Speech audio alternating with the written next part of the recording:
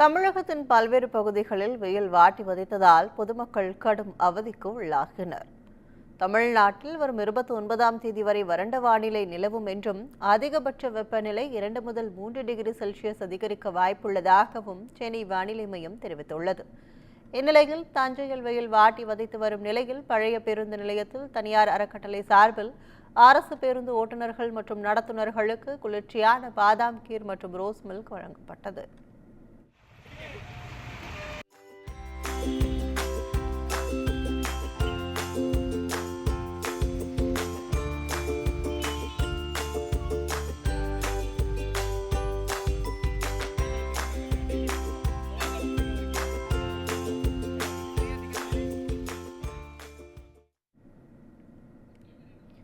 மதுரையில் கடந்த 2 வாரங்களாக கோடை வெயில் கொளுத்தி வருகிறது. இதனால் சாலைகளில் பொதுமக்களின் நடமாட்டம் குறைந்து வரும் நிலையில் வெயிலின் தாக்கத்திலிருந்து தப்பித்துக் கொள்வதற்காக பொதுமக்கள் பல்வேறு யுக்திகளை பயன்படுத்தி வருகின்றனர். குறிப்பாக பப்பாளி மர இலையை தொப்பி போல வைத்துக் கொண்டும் மூங்கில் கூடையை தலையில் வைத்தவாறும் பொதுமக்கள் பயணித்தனர்.